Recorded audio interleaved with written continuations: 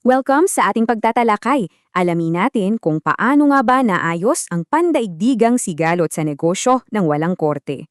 Pag pumalya ang kontrata, paano ba iniiwasan ng mga kumpanya ang sakit sa ulo ng mga dayuhang korte? Hihimayin natin ang eksaktong proseso ng arbitration sa ilalim ng Republic Act 9285 ng Pilipinas. Let's dive in. So, ano ba ang commercial arbitration? Ito ay pribadong paraan para ayusin ang mga cross-border na issue. Sa ilalim ng RA 2895, priority ang kalayaan nyo bilang partido. Pro-arbitration ng patakaran natin dito. Kayo mismo ang pipili ng hurado nyo. Pwedeng isang eksperto lang, o kaya naman isang panel ng 3. Pag 3 ang kailangan, pipili ang bawat panig ng tig-isa. Sila na ang bahala pumili sa ikatlong pinuno. E paano kung mukhang bias yung arbitrator? Pwedeng-pwede nyo silang questionin kung may sapat na ebidensya. Pero tandaan, mabilis ang oras. Mayroon ka lang eksaktong 15 araw para magsumite ng formal na reklamo. Eto ang malupit.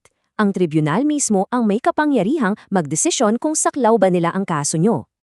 Habang hinihintay ang desisyon, pwedeng maglabas ng interim measures para protektahan ng ebidensya o maiwasan ang pagkalugi. Ang golden rule dito, pantay na pagtrato.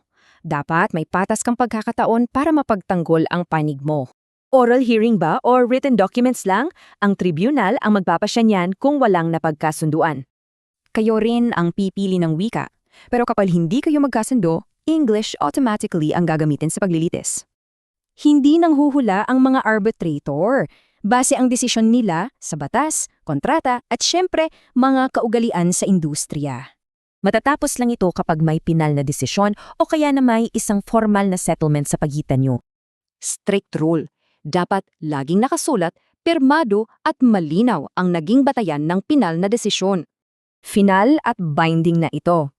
Pero pwede pa bang umapela ang natalong partido sa regular na korte? Oo, pero sa malalang kaso lang tulad ng matinding pandaraya, katiwalian o talagang maling gawain ng tribunal. Ang catch, dapat maipile nyo ang apela sa loob ng mahigpit na 3 buwan matapos matanggap ang desisyon. Tanging setting aside lang ang paraan nyo laban dito at mahigpit itong kinokontrol ng mga patakaran. Sa pag-unawa nito, safe na kayo sa dayuhang korte. Ang tanong, protektado ba talaga ang mga bagong kontrata nyo?